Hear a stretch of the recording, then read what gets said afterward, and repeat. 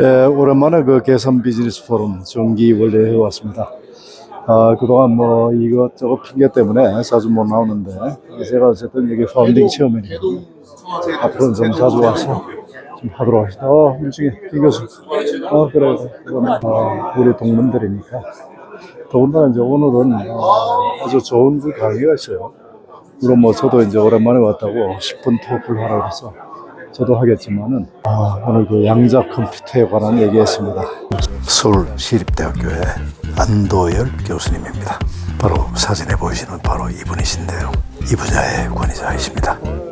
본론으로 들어가기 전에 양자 컴퓨터가 무엇인가, 양자 컴퓨팅이라는 게 무엇인가, 그 개요를 제가 챗GPT에 묻고 그거를 그대로 AI를 통해서 만들어 봤습니다.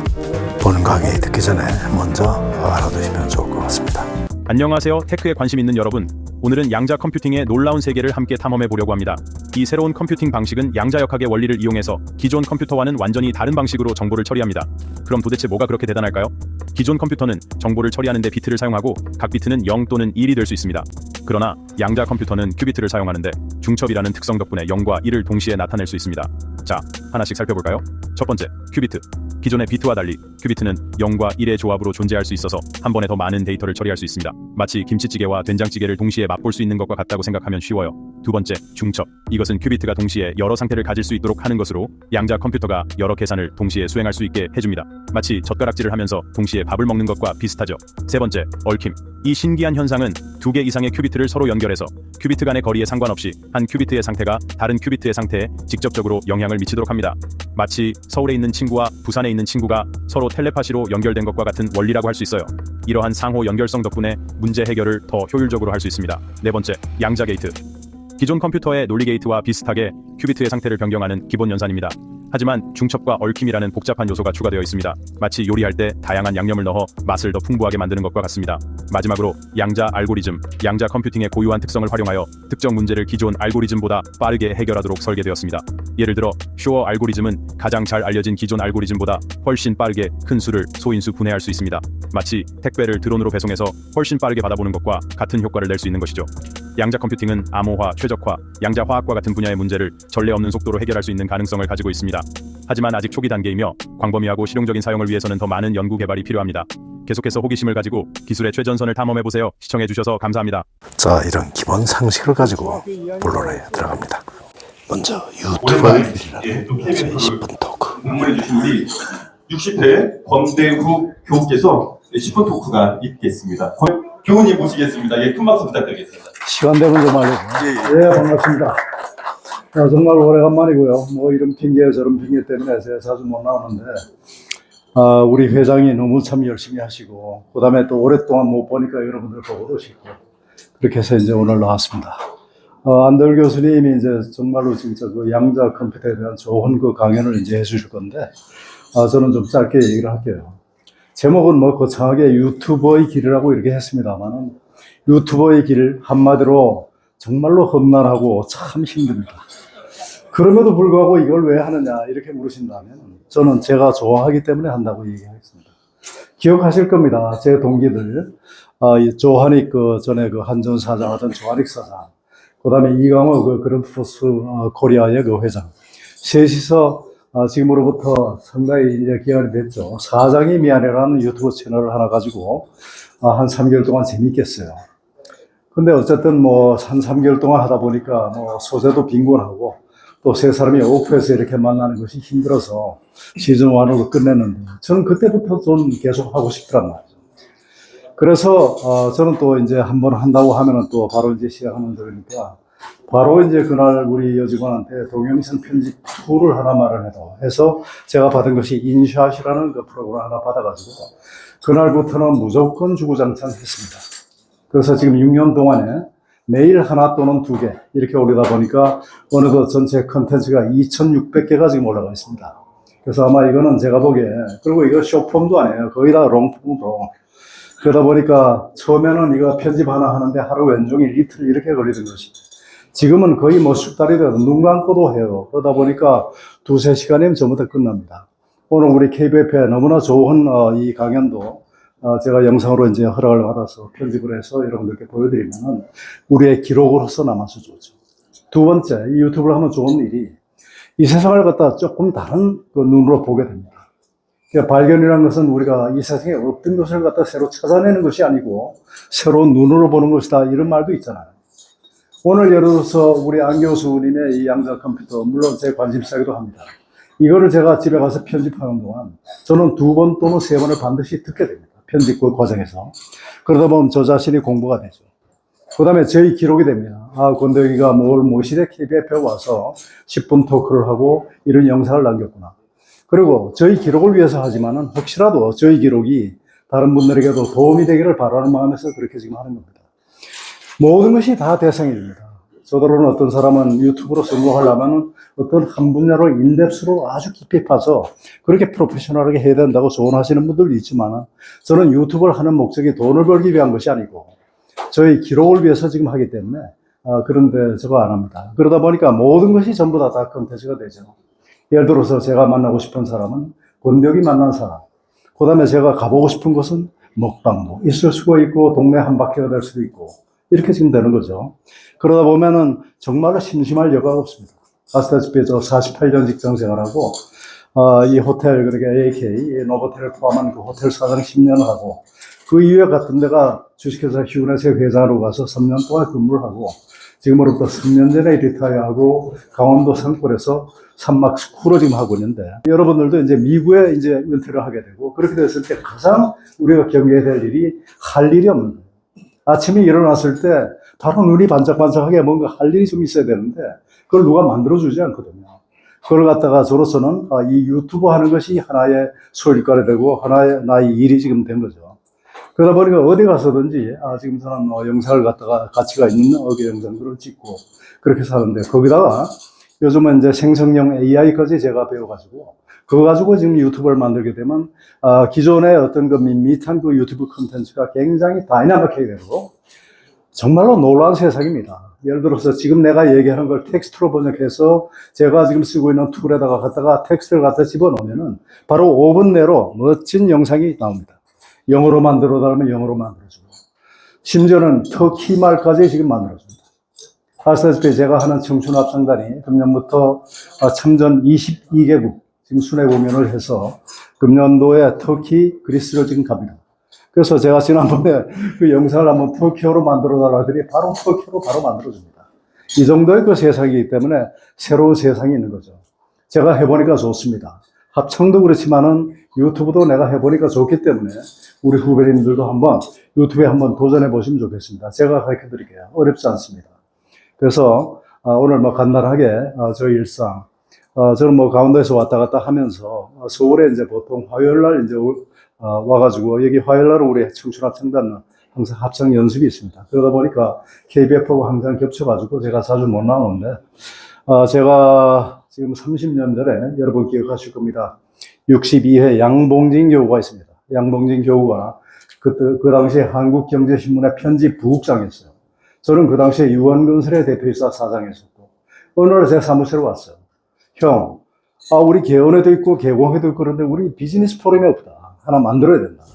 그래서 제가 적극적으로 그 자리에서 동감해서 바로 그해 연말까지 바로 급속도로 만들다 보니까 여러 가지 좀 참 부작용도 있고 이제 이런 것이 있었지만은 제가 생각할 때 지금 30년이 지금 지난 오늘 이 시점에서 우리 후배님들께서 면면이 그 KBF 정신을 잘 받들어서 이렇게 멋진 지금 모임으로 지금 성장시켜준 것에 대해서 대단히 고맙고 대단히 보람을 느낍니다.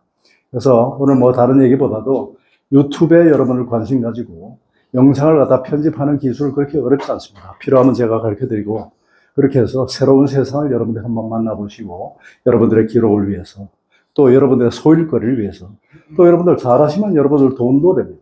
저는 요즘 유튜브 강의하러 다니거든요. 강의하면 또 돈도 주잖아요. 그래서 재밌게 지금 하고 있습니다. 자, 이상으로 유튜버 길, 뭐 한마디로 이 굉장히 힘들지만 보람 있는 길이다. 이상 마치겠습니다. 감사합니다. 네, 안녕하세요.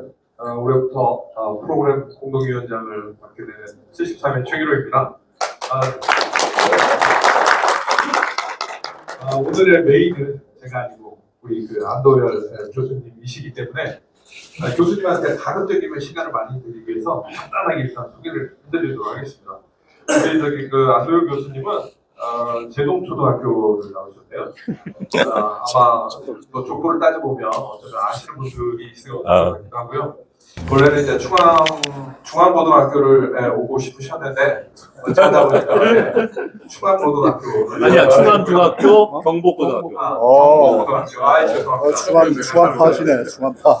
그리고 이제 서울대 전자공학과 학사 석사를 하시고 일리노이대에서 이제 박사학위를 받으셨어요. 그리고 지금은 이제 서울시립대의 석좌 교수로 계시는데 양자 컴퓨터 분야에서는 국내에 내놓으라 할 뿐 아니라 전 세계적으로도 인정받는 굉장히 석학이십니다. 그러면 안도열 교수님을 박수로 모시도록 하겠습니다. 감사합니다. 안녕하십니까. 방금 소개받은 안도열입니다. 먼저 KBF 모임에 초청해 주셔서 감사드리고요. 제가 사실은 그 계산이 개동할 때 계자를 생각을 못하고 진짜 계산, 컴퓨테이션의 계산이라고 생각을 했었어요. 그래서 이런 모임이구나 그랬는데 제가 삼청동에서 태어나고 자랐거든요. 그래서 중앙고등학교는 그 근처에서 많이 가봤습니다. 그래서 오늘 제가 강연의 제목은 글로벌 퀀텀 트렌드랑 2025 포캐스트라는 제목으로 이제 말씀을 드리도록 하겠습니다. 퀀텀 컴퓨팅 101, 한 장으로 양자 컴퓨터의 모든 원리를 설명하려고 노력을 해보겠습니다. 잘 아시겠지만 우리가 고전적인 컴퓨터는 이제 폰 노이만 머신이라고도 하는데 이제 비트라는 정보를 갖고 처리하죠. 그래서 비트는 0이거나 1입니다. 근데 이제 고전적인 컴퓨터는 물론 병렬 컴퓨터가 있긴 하지만 기본적으로 한 번에 하나씩 처리합니다. 그래서 0이라는 정보를 처리하고 이어서 1이라는 정보를 처리합니다. 그러니까 그걸 시퀀셜하게 처리한다고 그러죠. 사실 양자 컴퓨터가 사람들한테 계속 접하기 되게 이해하기 어렵게 만들어지는 것이 이 동시에 0과 1을 처리할 수 있다고 하는 얘기거든요. 이걸 우리가 중첩이라고 하는데, 그러니까 중첩은 사실 여러분들도 많이 경험을 해봤어요. 실제 우리 삶에서, 일상생활에서 뭐냐면 이 빛이라고 하는 거는 아무 색이 없잖아요. 그죠? 그렇지만은 그 빛의 원리를 잘 보면은 빨주, 노초, 파남보에 서로 다른 성분들이 섞여 있는 거예요. 근데 이제 특정한 조건이 되면은 보이죠. 비가 온 다음에 무지개. 그러면 우리가 빨주, 노초, 파남보가 다 보이잖아요. 그게 뭐냐면 빛이라고 하는 거는 그냥 이러한 빨주, 노초, 파남보가 섞여 있는 거예요. 이걸 중첩이라고 돼 있어요. 그러니까 왜 중첩이 일어나냐면 파동의 성질을 갖고 있기 때문에 중첩이 일어나는 겁니다. 마찬가지로 양자역학적인 세상에서도 이게 입자이면서도 파동의 성질을 갖고 있기 때문에 0이라고 하는 상태와 1이라고 하는 상태가 마치 그 빨주, 노초, 파남보의 빛의 성분처럼 같이 존재할 수가 있어요. 그 조건을 인위적으로 만들어주는 것이 이제 양자 비스라고 부릅니다. 퀀텀 빛. 그러면 어떻게 달라지냐 하면은 0과 1이 같이 섞여 있으니까 두 가지 계산을 한 번에 할 수 있는 거죠. 그죠? 만약에 그걸 하나의 정보의 단위를 이제 퀀텀 빛 또는 큐빗이라고 하는데, 큐빗이 하나일 때랑 두 개가 되면 어떻게 되겠어요? 쓸 수 있는 정보의 상태는 4개가 되겠죠. 그래서 이제 그 퀀텀 빛이 늘어날수록 계속 2를 곱해주는 게 돼서, 예를 들어서 만약에 32 큐빗이 있는 퀀텀 컴퓨터가 있다. 그러면은 2를 32번 곱한 것만큼의 서로 다른 경우의 수가 생겨요. 대략 한 40억 개 정도 됩니다. 40억 개. 그러면은 그 32 큐빗짜리 양자 컴퓨터가 있으면, 물론 이상적인 경우죠. 지금 뭐 IBM에서 나온 거는 433 큐빗도 있고 그러니까요. 그래서 32 큐빗짜리 양자 컴퓨터는 사실 현재 나와 있어요. 그래서 그 양자 컴퓨터가 아무런 오류 없이 동작한다면은 2의 32승의 연산을 한 번에 할 수 있는 거죠. 40억 개 연산을 한 번에 할 수 있어요. 그래서 이제 고전적인 컴퓨터는 40억 번의 연산을 한 번에 하나씩 해야 되죠. 그래서 만약에 연산 한 번 하는데 1초 걸린다고 하면 40억 번 하려면 40억 초. 40억 초면은 4에다가 공이 9개잖아요. 그래서 대략 1시간이 3600초니까 4000초라고 하면은 그 4 곱하기 10의 9승을 4000으로 나눠주면 계산을 하는 겁니다. 계산. 그럼 대략 100만 시간이 되거든요. 100만 시간. 하루가 24시간인데 하루가 100시간이라고 가정을 하면은 대략 만일이에요. 하루를 많이 썼으니까 1년은 짧게 잡아서 100일이라고 합시다. 그럼 대략 100년. 그러니까 한 번 계산하는데 1초가 걸리는 계산을 40억 번 하려고 하면은 100년이 걸려요. 그 양자 컴퓨터가, 이상적인 양자 컴퓨터가 있으면 1초에 할 수가 있죠. 이게 이제 사실은 이 세상을 바꿀 수 있는 가능성의 하나의 그 단초가 될 수 있는 겁니다. 물론 우리가 현재 갖고 있는 양자 컴퓨터는 굉장히 오류가 많아요. 잡음 덩어리라서 이런 이상적인 계산을 할 수는 없어요. 그렇지만 어느 시점이 되면은 기술적 진보가 뒷받침해 준다면은 이제 거기에 가깝게 갈 수가 있을 거라고 생각하고 있고, 아까 이제 뭐 이러면 양자 컴퓨터 잘할 수 있는 것 중에 하나는 풀 수는 있는데 시간이 오래 걸리는 계산. 대표적인 게 암호 푸는 거죠.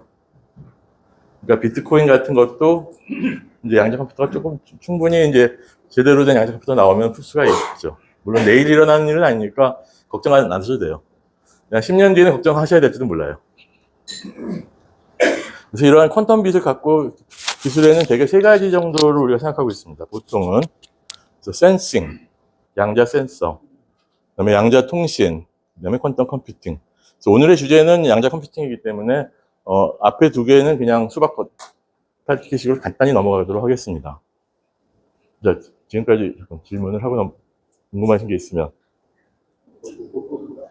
다 하고 질문을 받을까요? 양자 센서는 이제 아까 말씀드린 이런 퀀텀 양자 상태들의 중첩과 또 다른 굉장히 난해한 개념인데 얽힘이라는 게 있는데, 얽힘은 사실 되게 쉽게 설명하기가 어려워요. 그래서 이런 게 있다고만 그냥 받아들여 주세요. 얽힘이라는 걸 이용해서 지금 쓰고 있는 얘는 이게 라이고라고 중력파를 감지하는 센서로 쓰고 있고, 이제 스텔스 전투기를 디텍션할 수 있는, 그러니까 탐지할 수 있는 그런 기술도 됩니다. 그래서 이거는 이제 미국 공군의 다파에서 굉장히 돈을 많이 들여서 하고 있는 연구 중에 하나예요. 그래서 이러한 뭐 센서에 대해서 잘 리뷰가 된 논문이 네이처에 나온 게 있어서 이걸 소개해드리고 이제 예치하려고 합니다. 양자 통신은 뭐냐면은 이제 우리가 중간에 해킹을 할 수 있는 건 막을 수 있는 방법이에요. 양자 역학의 성질을 이용해서. 그래서 이제 많이 나와 있는 게 이런 거죠. 그 RSA 암호를 푸는 방법인데, 이거를 이제 해킹을 막을 수 있는 방법으로서 QKD라고 하는 것이 있습니다. 그리고 이제 뭐 미국이나 중국이나 위성을 이용해서 이러한 양자 통신을 한다. 그래서 이것도 물론 이제 이런 네이처에 잘 정리가 되어 있으니까 한번 이걸 참조해서 보시면은 이걸 그냥 일반인들도 읽을 수 있게 나온 리뷰 논문이라서 참조하시면 좋을 것 같고, 이제 양자 컴퓨터로 들어가면 양자 컴퓨터는 현재 춘추 전국 시대예요. 큐빗에 우리가 쓰고 있는 소재는 크게 슈퍼컨덕터, 초전도 소자, 구글이나 IBM, 리게이트 등등이 쓰고 있고요. 그 다음에 아이온 트랩을 쓰는 양자 컴퓨터도 있어요. 아마 아이온큐라고 아마 전체 주주의 한 20몇 %가 한국 분이던데. 그래서 소위 말해서 서학개미들께서 많이 사시는 주식이에요. 그 다음에 이제 중성 원자도 있고, 최근에 얼마 전에 그 마이크로소프트가 그 토폴로지컬 큐빗을 써서 8큐빗짜리 칩을 보여줬죠. 그래서 그거는 이제 상대적으로 다른 기술에 비해서 오류가 적다고 하는데 아직 두고 봐야 될 것 같고요. 그 다음에 이제 반도체를 이용한 그런 것도 있습니다. 인텔이 주로 많이 하고 있고요. 그래서 이런 5개 정도의 기술이 현재 난립해야 된다고 하나? 그래서 어느 게 이제 시장을 결정할지는 잘 몰라요. 한 5년 지나봐야 알 것 같아요. 그렇지만 이제 지금 제일 많이 앞서 있는 부분은 초전도 기반의 양자 컴퓨터가 제일 많이 나와 있습니다. 그렇지만 양자 컴퓨터가 혼자서 아직은 뭔가를 할 수 있는 상황은 아니고요. 그래서 어떤 연산은 고전적인 슈퍼컴퓨터가 훨씬 잘하는 것들이 있어요. 그래서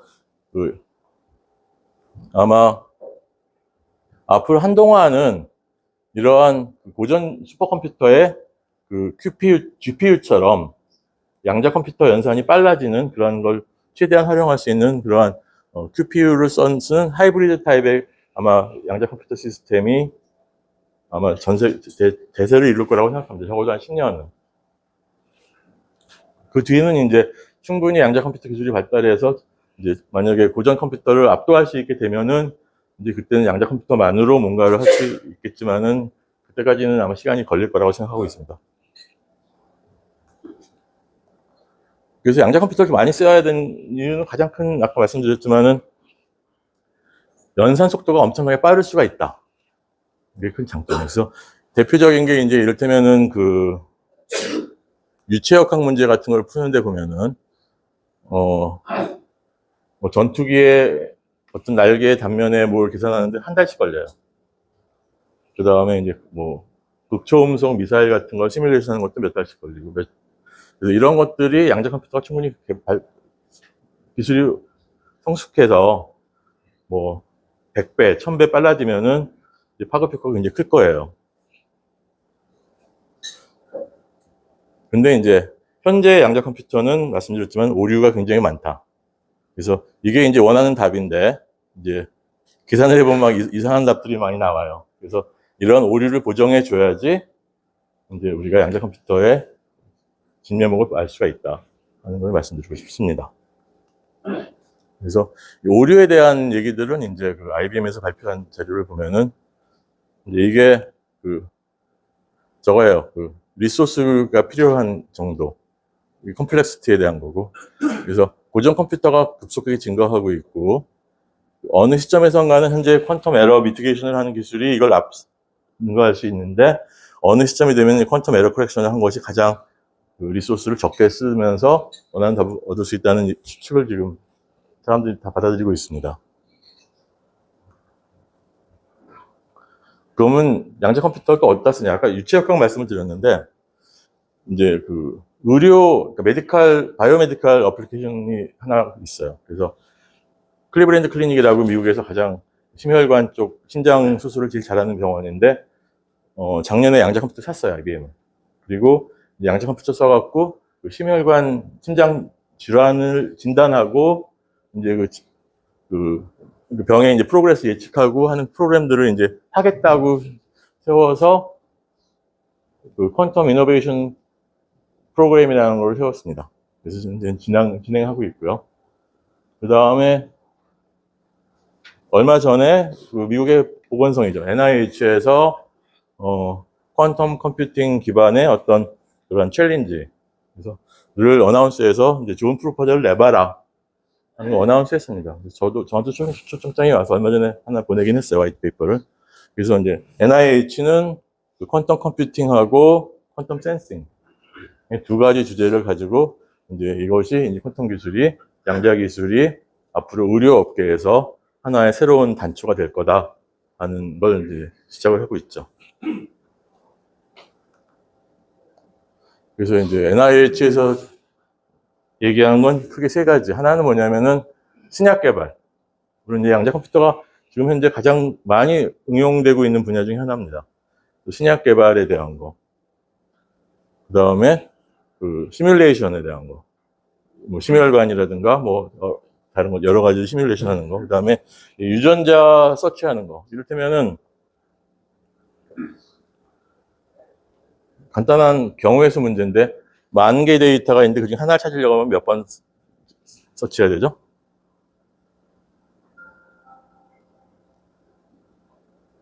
만약에 4개가 있어요. 4개가 있는데 4개 중에 하나 찾는다고 하면 2번 하면 되죠. 한 번 접고 있으면 오케이, 아니면 다음번에 있는 거니까 2번 하면 되고. 그래서 N 나누기 2예요. 그래서 사람의 유전자는 약 30억 개가 있기 때문에 15억 번 정도 서치를 해야 돼요. 뭐 한 이상한 유전자 하나 찾아내려면. 근데 이제 양자 컴퓨터는 루트만큼 찾으면 돼요. 30억의 루트를 취하면 약 6만이거든요. 6만 번 서치하면 되는데 그래서 이제 그런 면에서도 앞으로 이제 쓰일 때가 많다.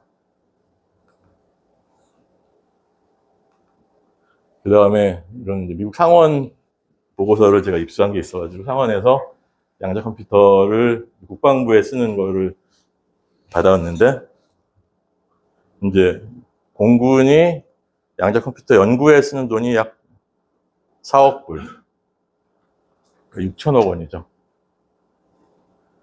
그 외에 이제 다른 R&D가 아닌 양자 컴퓨터 관련된, 양자 기술 관련된 총 투자하는 돈은 40 빌리언이니까 40조. 연구에만 쓰는 돈이 4 밀리언이니까 대략, 그러니까 4억 불이니까 한 6천억 원이잖아요.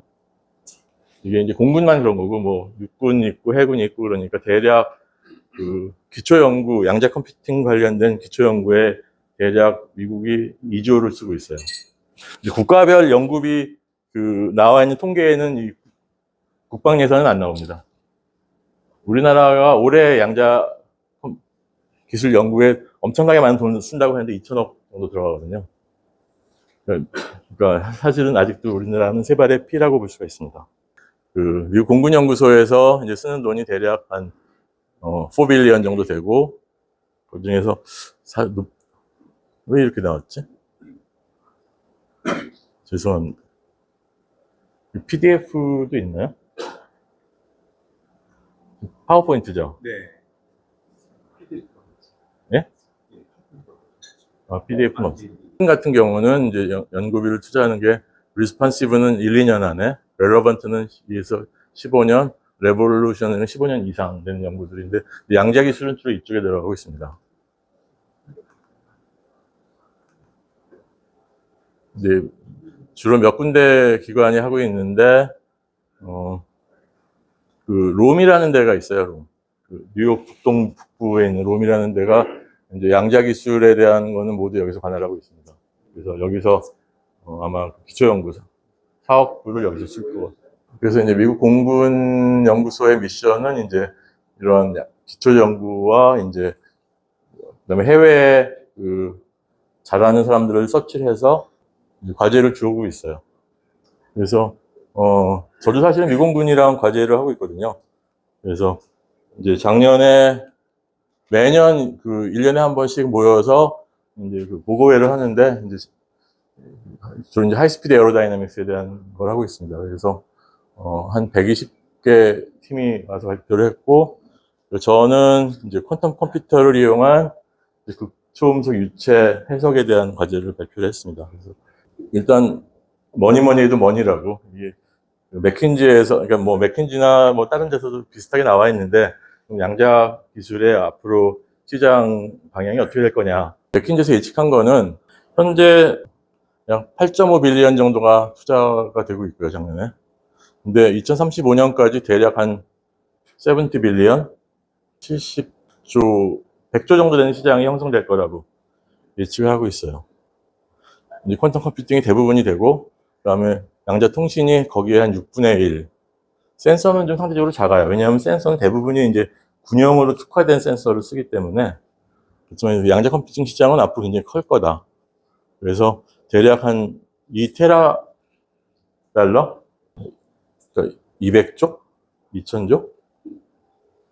1 빌리언이 1조니까, 대략 70조. 그러니까 한 100조 전후로 시장이 형성될 거다. 앞으로 10년 안에. 예측하고 있습니다. 그 다음에 이제 작년도 같은 경우는 약 200개 정도 스타트업이 생겨났고요. 그래서 약 6.7 빌리언 정도, 한 10조 정도가 투자가 됐죠. 그리고 한 85% 정도의 투자는 이제 민간 투자고요. 근데 이제 2022년하고 23년을 비교해 보면은 23년도에 한 28% 정도 투자 금액이 줄었어요. 그 이유는 23년도에 일어난 일, 우크라이나 전쟁. 그렇지만은 다른 스타트업에 대한 투자는 약 38%가 준 거에 비해서는 양자는 상대적으로 덜 줄었다. 예측할 수 있습니다. 일반적인 스타트업에 대한 투자는 약 거의 40% 가까이 줄었는데, 양자 기술에 대한 거는 대략 절반 정도가 줄었다. 그렇지만은 이제 공공기관의 투자는 오히려 늘었어요. 굉장히 많이, 거의 2022년도에 비해서 한 30% 정도 증가된 금액이 이제 각국 정부가 투자하고 있고, 우리나라도 뭐 작년에 비해서는 예산이 2배가 됐으니까 거의 추세를 맞춰주고 있고요. 근데 이제 벤처 캐피탈이 대략 한 80% 이상의 이제 투자를 하고 있다. 우리나라는 어떠냐? 이건 과기부 자료인데요. 23년도에 이제 과기부에서 자체 진단을 했을 때, 이제 우리의 기술 수준은 선진국 대비 한 60% 정도다. 그리고 이제 자체 진단을 했고, 인력도 엄청나게 적어요. 그래서 이제 보통 이거 많이 하죠. 수학 분석. 한국의 장점은 IT랑 반도체 기반으로 한 이런 제조업의 장점이 있어서 만약에 양자 컴퓨팅 소자를 만약에 만들거나 뭐 한다면은 접목할 수가 있다. 위크니스는 인력이 없다. 그러니까 과기부에서 집계한 바에 의하면 한 200명, 300명 정도 수준이고, 적어도 이제 어느 정도 그 집단을 형성하려면 10배 이상은 있어야 된다는 생각을 하고 있고요. 이제 오퍼튜니티는 이제 전 세계적으로 양자 기술에 대한 투자가 늘어나고 있으니까 잘 달리는 호랑이에 타고 있으면 이제 그 덕을 볼 수 있을 것 같고, 이제 위협 요소는 특히 이제 미국이 양자 기술에 대한 아마 수출 제약 같은 조건들을 좀 할 거예요. 그래서 그런 것들이 아마 우리가 위협 요소이 될 거고, 그리고 인력풀이 국내에 거의 없기 때문에 이제 그게 큰 위험 요소가 될 거다.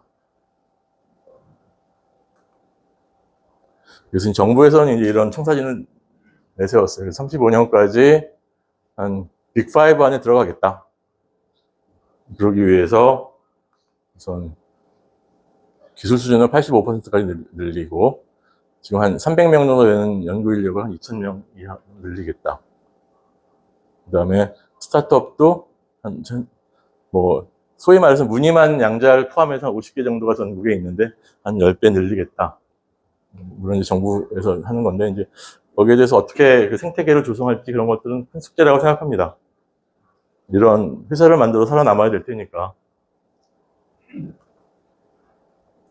그래서 이제 그 영역별로 정부에서 계획을 세웠는데, 이제 지금은 후발주자가니까 초전도 큐빗을 따라가겠다.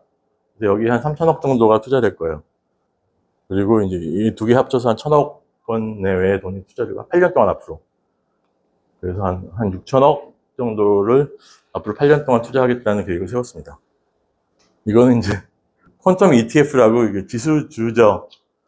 그래서 다른 S&P 같은 선물 그런 지수주에 비해서 수익률이 월등히 높다.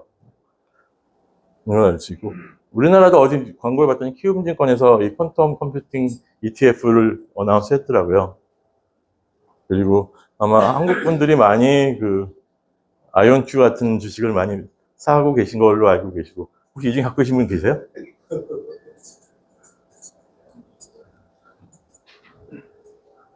그리고 아마 마이크로소프트가 엔비디아의 젠슨왕이 한번 찬물을 끼얹었는데, 그 다음에 마이크로소프트에서 이제 새로 어나운스 해가지고, 아마 이게 어떻게 될지는 잘 모르겠지만은, 이런 ETF를 또 관심을 갖고 보셔도 될 것 같아요.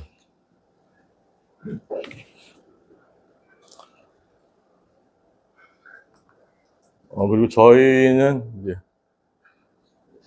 양자를 하게 된 거는 꽤 오래됐습니다. 98년도에 정부에서 창의적 연구 진흥 사업이라는 굉장히 좋은 프로그램을 만들었어요. 9년짜리 과제고 1년에 12억씩 주는. 그래서 제가 시립대 온 지 그때 한 두째인가 그랬는데 그냥 한번 던져봤는데 운이 억세게 됐어요. 그래서 그때부터 양자 컴퓨팅 연구를 시작을 했고요.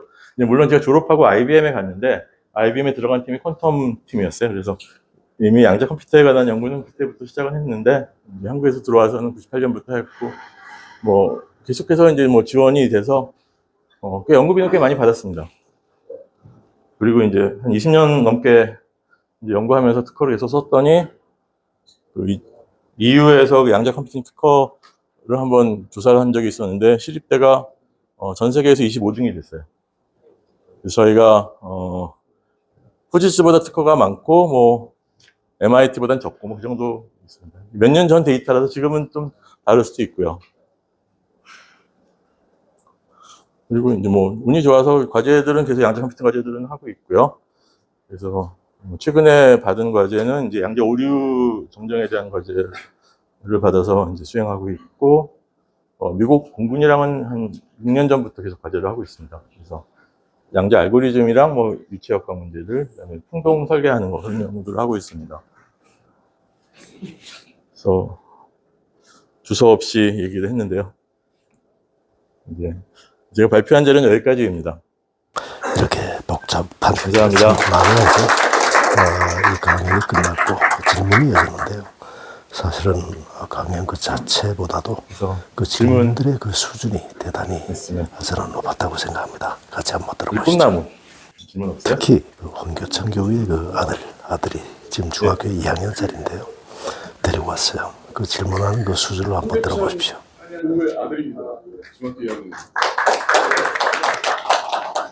아까 고정 컴퓨터는 터칭을 할 때 2분의 n번 하면 된다고 했잖아요. 네. 양자 컴퓨터 같은 경우는 그거에 제곱근을 씌우는 만큼 하면 된다고 했는데 어떤 원리적 차이가 있기 때문에 그런 차이가 발생하는 것 같아요. 오, 대단히 뻔한 질문인데요. 그게 이제 그루브 알고리즘이라는 게 있어요. 그래서 이제 양자 컴퓨터가 그 얽힘 상태를 구현하고 있어서 그 나중에 대학 가면 배울 텐데 퓨리에 변환이라는 걸 써서 이제 데이터들을 매핑할 수가 있는데 이제 그거는 좀 조금 수학을 써서 설명을 해야 되는데 그냥 이게 좀 시상이 필요해요. 좀 믿음이 필요한데 그래서 1년의 과정을 겪고 나면은 루트 n번만큼 서치하면 우리가 원하는 답에 도달한다는 건 증명이 돼 있어요. 이제 물론 이제 좀 공부를 해야 돼요. 천재학생으로 좀 받아주시고요. 이거 무게가 네. 저는 우리 꼬마가 이제 디지털 같은 질문했다면 저는 아날로그 같은 질문. 아까 우리나라에 이제 진짜 양자컴 이쪽에 전문가가 200명, 2,000명 정도 있어요. 그러면은 그 전문가의 구성원이 뭐 교수님인지 아니면 그 기업의 연구소, 정부 2,000명이 어떻게 구성되어 있는지 하고요. 200명이? 300명. 근데 그 300명이라면은 그냥 우리나라에서 지금 현재 교수님처럼 훌륭한 분도 계시지만 누군가가 누군가한테 양자 컴퓨터를 가르치고 리드할 만한 그런 생태계가 없을 것 같다는 생각이 좀. 왜냐하면 그 300명도 진적 300명이면 될 텐데 또 거기도 이렇게 레인지가 네. 상하로 흩어져 있다면은 그런 걱정도 되고 또 지금 양자컴 한다는 그런 회사들도 다 저 무늬만 양자인가 이런 생각도 들고 그러거든요. 그냥 아날로그적인 수준에서 한번. 아주 예리한 질문을 해주셨는데요. 그 300명은 아마 제 생각에는 워너비를 포함하는 것 같습니다. 그리고 이제 아까 50몇 개 기업도 아마 대부분이 워너비일 거고요. 그렇지만 이제 하고 싶다 하는 건 있으니까, 실제로, 뭐 양자 컴퓨터 관련돼서, 독자적인 연구를 하고 논문을 쓰고 하는 사람들은, 300명보다 훨씬 안 되고요. 이제 뭐, 교수님들 그렇지만 한 4, 50명쯤은 될 것 같고, 거기 대학원생들까지 다 포함해서 300명을 잡은 것 같아요, 과기부에서는. 그래서 이제 과기부는 그렇지만 그래도 일단 숫자를 늘리는 게 중요하다. 그래서 한 2,000명까지는 늘려봐야 되겠다. 그래서 지금은 문의만이더라도 문의가 안으로 들어갈 수 있도록. 예. 네. 얼마 전 보도 보니까 연대에서 양자 컴퓨터들이 왔다고 네. 하는 보도가 나오는데 또 제가 듣기로 지금 총장이 추진한 일이 아니라 그 전임 총장이 추진한 일인데 현 총장은 그거 갖다 놓고 뭐 어찌 썩는다는 말을 하던데 어떤 문제들이 있나요? 일단은 그 한 1,000억쯤 되는 돈을 투자를 한 거고요. 그러면 이제 그걸 뽑아야 되는데, 이제 어떻게 뽑아야 되는지는 이제 거기서 고민을 하셔야 되겠죠. 그 다음에 이제 잠재적인 문제점이라고 들 수 있는 거는 이게 양자 컴퓨터 같은 거 특히 이제 기술의 발전이 빠르기 때문에 한 3, 4년 지나면은 구형이 될 수가 있거든요. 그래서 그럴 경우에 어떤 식으로 교체하는지에 대한 계약을 어떻게 했는지는 잘 모르겠고요.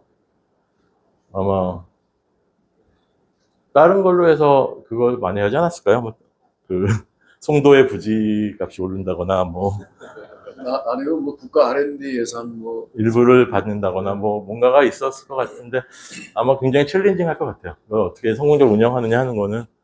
그렇지만 뭐, 잘 되면 좋을 것 같아요.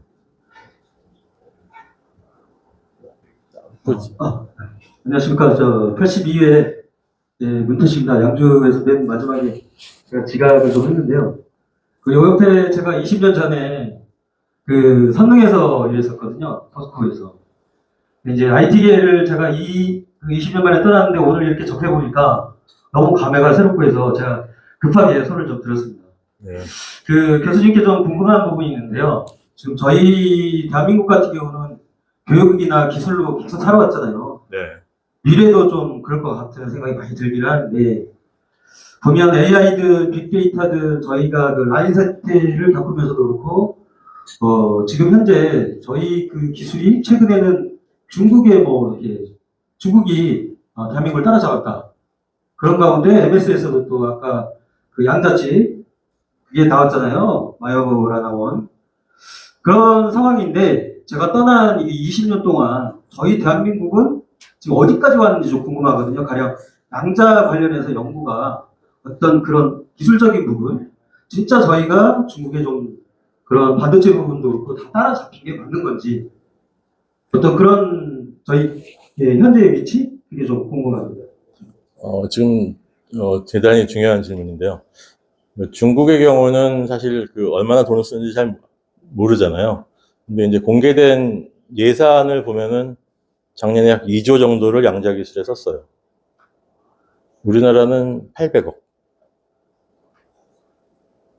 그러니까 20배 이상의 돈을 넣고 있고, 그게 이제 밖으로 드러난 거고, 드러나지 않은 것까지 치면은 아마 그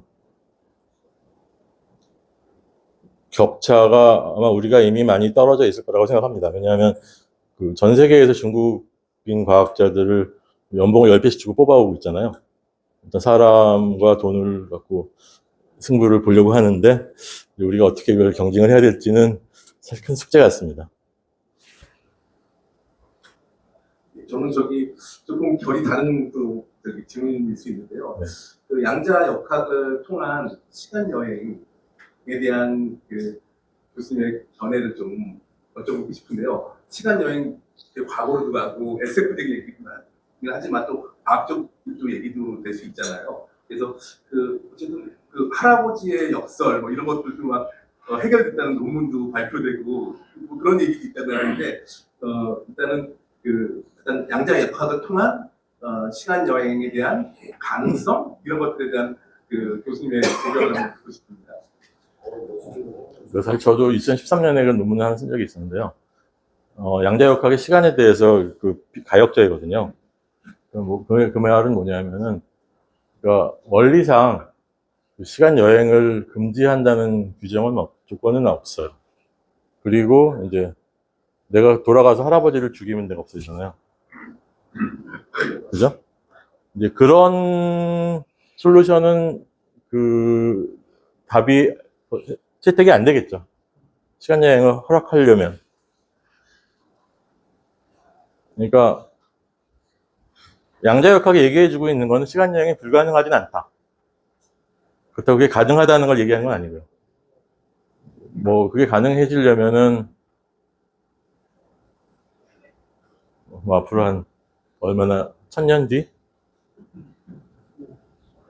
기술적 진보가 1000년 뒤 정도 되면 가능할 수도 있을 것 같고요. 근데 1000년이 사실 거시적인 관점에서 보면 또 긴 건 아니잖아요. 1000년 전을 보면은 뭐 고려 말 조선 초였잖아요, 그죠? 그 당시 기술을 하고 지금의 기술을 비교하면 천지 차이죠, 그죠?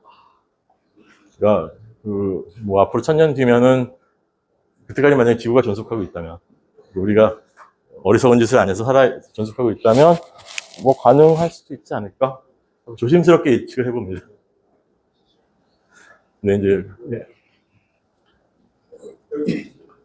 이제 이 초보적인 질문일 수 있는데요. 그냥 아까 보다 보면 양자 컴퓨팅의 시장 규모가 몇년 후에 뭐 트릴리언 원, 트릴리언 달러는 2,000조나 네.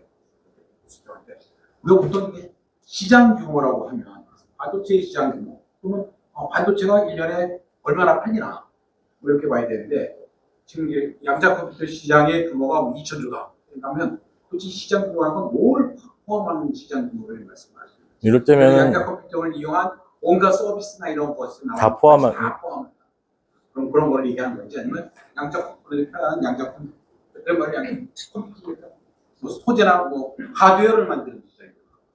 아마 양자 컴퓨터로 해서 파생되는 모든 시장을 얘기할 때 트릴리언 달러가 나올 거고요. 아마 이를테면은 그 응용하는 시장도 있을 거 아니에요. 신약 개발 시장. 이것도 엄청나게 클 거고. 그 다음에 이제 이런 양자 컴퓨터가 잘 동작하면은 또 우리가 이득을 볼 수 있는 게 기후 예측을 할 수 있을 거거든요. 그러면은 만약에 1년 뒤에 뭐 호주의 농산물의 작황을 우리가 정확히 예측할 수 있다? 그러면은 그런 선물 시장 같은 것들이 생길 수 있을 거 아니에요. 그 다음에 이제 양자 컴퓨터 잘하는 거는 계산이 굉장히 빠른 것들을 하시니까 금융 쪽도 굉장히 그 잠재적인 가능성이 높은 시장으로 보고 있거든요. 만약에 뭐 주식 100만 개의 그 콜리에이션들을 빨리 계산을 해서 뭐 삼성전자의 1년 뒤 옵션 프라이싱 가격을 옵션 가격을 뭐 0.1%로 예측을 한다? 뭐 그러면 그 관련된 금융시장도 꽤 커질 수 있을 것 같고, 양자 컴퓨터가 잘 쓸 수 있는 거는 이제 언제 블랙 프라이데이가 될 거냐?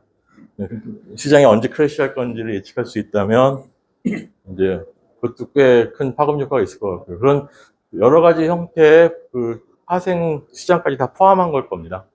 실제로 뭐 하드웨어를 팔아서 그렇게는 못 벌 거고요. 예, 그 73회 입니다. 그 교수님 설명을 들어서 오늘 그 양자 컴퓨팅의 그 개념은 좀 잡은 것 같아요. 이제 보통 그 시퀀셜하게 처리되는 컴퓨터에서 큐빅 단위로 이제 처리가 되다 보니까 그만큼 속도가 빨라진다는 이점이 있고, 아까 32 큐빅은 2의 32승으로 이렇게 한꺼번에 처리가 되고, 동시에 IBM에서 433 큐빅까지 나왔다는 걸 보면은 굉장히 그 양자 컴퓨팅 내에서의 발전의 진보는 계속적으로 이루어지고 있는 것 같은데, 이게 근데 지금 현재 우리가 피부에 잘 와닿지가 않거든요. 이걸 어떻게 우리 실생활에서 활용해서 실생활을 개선할 것인가 하는 부분들은 아까 암호를 빨리 푼다, 그리고 우리 그 염색 채수 유전자 수를 빠르게 이제 찾아 서칭할 수 있다라고 했는데, 뭐 예를 들면 이제 AI 기술 같은 경우는 굉장히 우리 실생활에 밀접하게 접근이 되고, 또 이 핸드폰 S25를 갖고 외국에 나가도 8개 그거를 다 여기다 넣어가지고 동시 통역하듯이 이렇게 전화로도 쓸 수 있고, 또 뭐 AI 비서도 나오고 다양하게 지금 쓰고 있는 그런 기술들이 그 우리 실생활을 변화시켜주고 있거든요.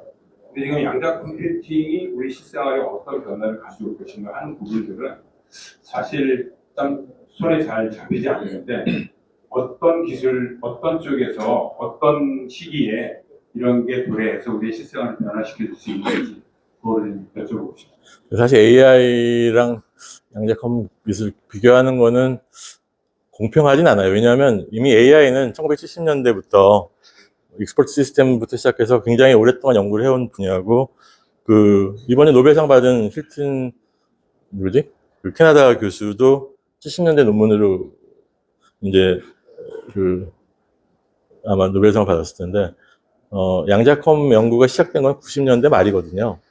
거의 한 30년 늦게 시작한 분야라서, 그러니까 AI만큼은 우리 와닿진 않을 거예요, 당연히. 그런데 이제 AI는 사실 중요한 게 뭐냐면은 데이터 퀄리티가 중요하거든요.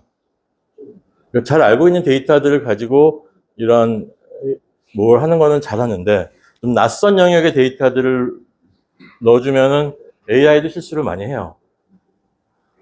그래서 아마 NIH나 클리브랜드 클리닉이 이제 양자 컴퓨터 연구를 이용해서 뭐 심장 질환 같은 것들을 이제 뭐 하자 그런 얘기는 뭐냐면은, 우리가 뭐 심장 수술을 하는데 이걸 시뮬레이션 하는 데는 거의 12시간씩 걸려요.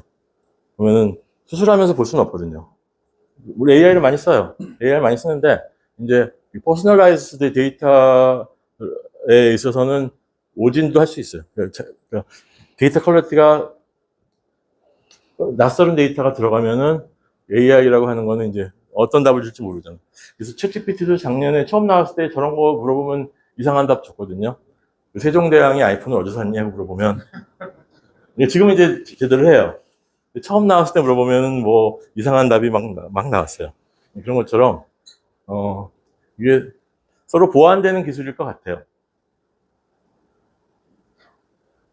네. 오늘 질문 질문. 네, 아까 강의 너무 잘 들었습니다. 일단 이제 크게 두 가지 관점에서 좀 이제 궁금한 사항이 있는데요. 일단 첫 번째는 이제 투자적 관점에서 봤을 때 아까 전전 페이지에서 그 리파이언스 컴퓨터 ETF 보여주셨는데 이게 사실 그 지금도 최근 많이 가격이 올랐지만 이제 그걸 우려하는 다른 이제 기관이나 투자자들은 이제 앞으로 상용화되고 돈을 버는 시점이 아직 멀었다 이런 얘기가 있는데 그래서 첫 번째는 그 ETF, 상장되는 ETF에 있다 보니까 펀드 내 구성된 포트폴리오가 좀 적절한지랑 두 번째는 언제쯤 그 포트폴리오 구성된 주식들이 돈을 벌 수 있을지 그거랑 대략적으로라도 좀 말씀해 주시면 감사할 것 같고요. 두 번째는 사업적 관점인데요.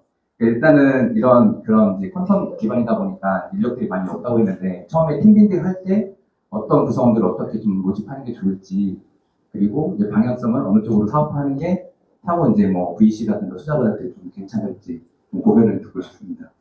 네, 첫 번째 질문은 제가 대답할 수 있는 건 아니지만 전 투자는 아니지만 아이언큐 주식을 잘 보면은 처음에 한 $20 정도로 상장을 해서 한동안 떨어져 갖고 한 7불까지 떨어졌다가 지금 다시 40불까지 올라갔다가 또 왔다 갔다 하고 있거든요.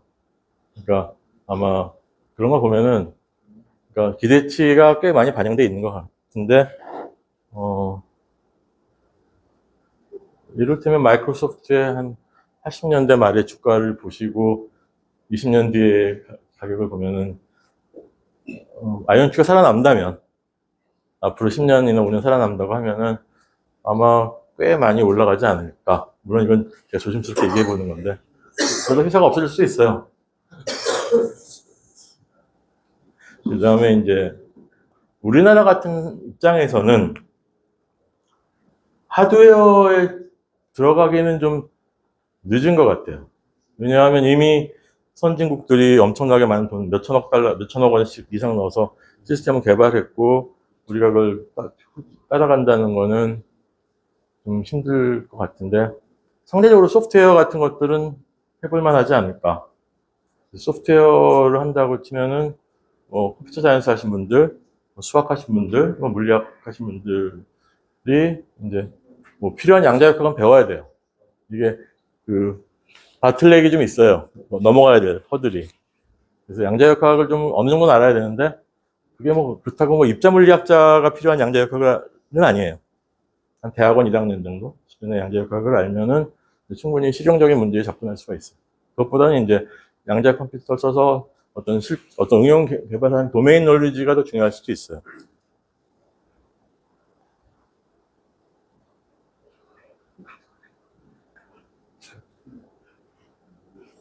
대답이 됐나 모르겠네요. 어려운. 네, 또 질문 있으신 분 계시면 죄송한데 하나만 더 질문. 네. 하나 더 이어가도록 하겠습니다. 이것도 상식적이고 아날로그적인. 제가 AI 이런 강연은 이제 다 쫓아다니면서 듣고 이어서 주워 들은 거는 여기 이제 CPU는 아까 교수님 말씀하신 대로 하나씩 쭉 계산해야 되니까 그 병목 현상이 생기고 그래서 그거를 간단한 계산을 동시에 여러 사람이 해가지고 여러 개가 해가지고 하는 게 이제 GPU라고 하는데 교수님께서 아까 양자 컴퓨터는 이제 그 하나씩 계산하더라도 그걸 그냥 2의 제곱승으로 계산을 해서 빨리 계산할 수 있다. 그러면 앞으로 GPT 같은 AI 거기서 그러니까는 병렬 처리하는 GPU랑 이 양자 컴퓨터가 이렇게 서로 경쟁을 하면서 누가 더 빨리 하냐 체제인지 아니면 GPU에서 양자 컴퓨터를 가져다가 그냥 더더욱 빠른 GPU를 만드는 건지. 아마 제 생각엔 후자가 되지 않을까 싶어요. 그러니까 AI가 기본적으로는 그 매트릭스 푸는 거랑 그 회귀한 리그레션 하는 거거든요. 그러니까 매트릭스를 빨리 푸는 게 사실은 이제 AI를 빨리 돌리는 하나의 조건인데, 매트릭스 푸는 거 양자 컴퓨터가 제일 잘해요. 그러니까 아마 앞으로는 그게 경쟁 기술이라기보다는 양자 컴퓨터가 있음으로써 AI를 더 빨리 할 수 있게끔 해주지 않을까. 그 다음에 빨리 하는 거에 또 다른 장점은 전력 소모를 계속 줄일 수 있거든요. 지금 사실 아마 챗GPT 아마 좀 더 나가면 발전소 하나를 써야 될 텐데, 이제 연산을 빨리 하면서 전력 소모를 대폭 줄일 수가 있으니까 그런 거.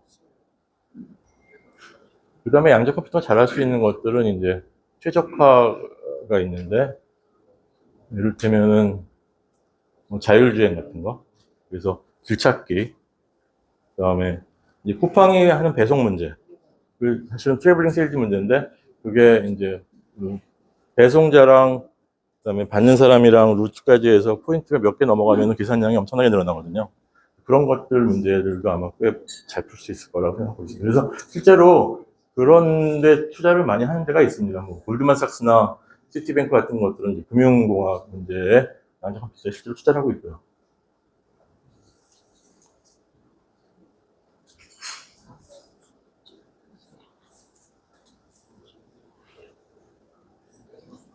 질문 하나 더. 네.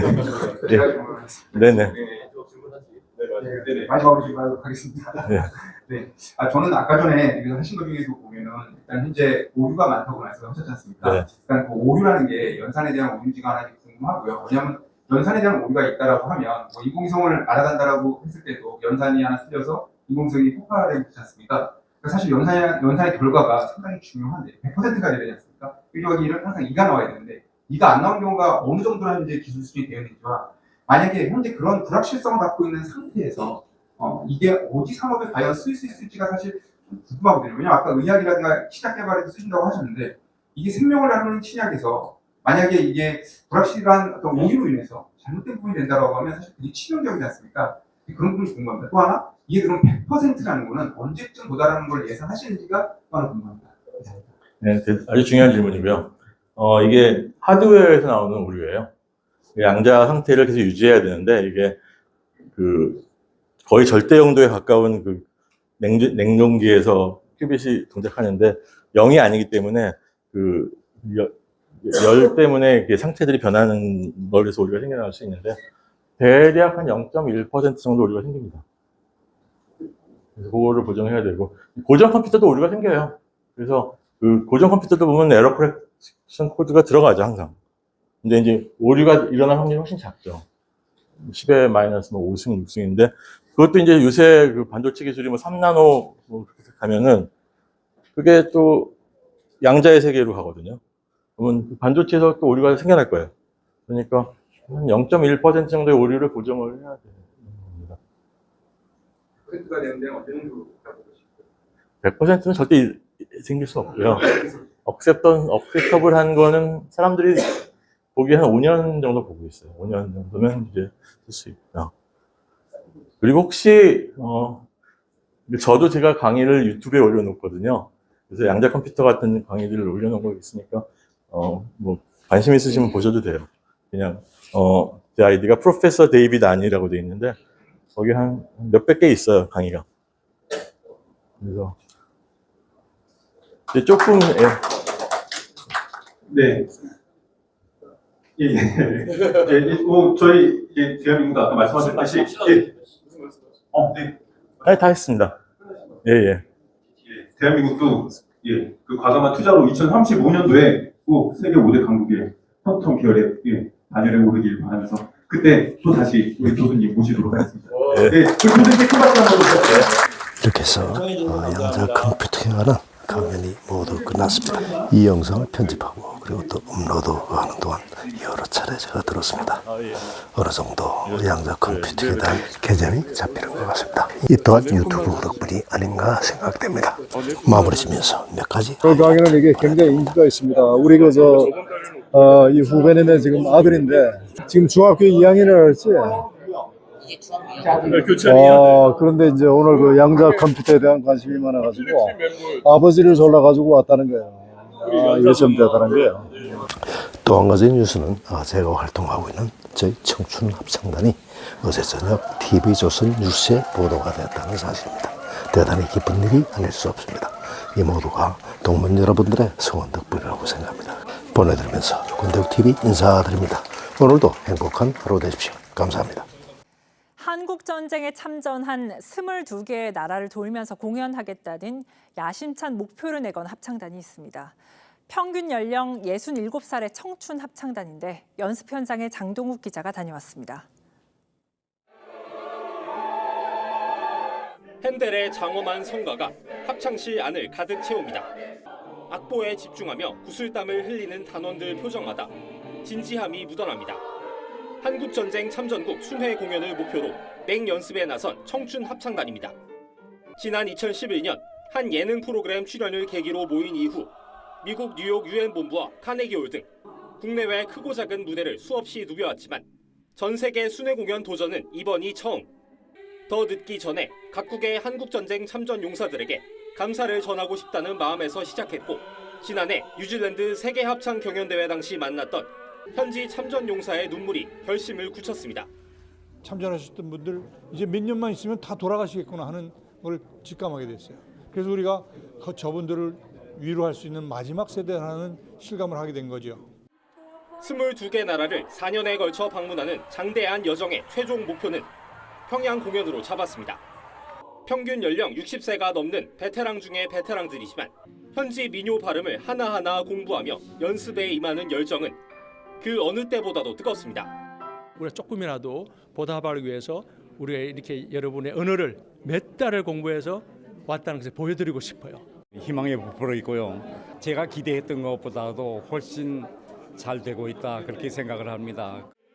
청춘 합창단은 올 하반기 튀르키예와 그리스에서 참전 용사와 유가족, 현지 동포 등을 초청한 대규모 음악회로 대장정의 첫 단추를 꿰 계획입니다.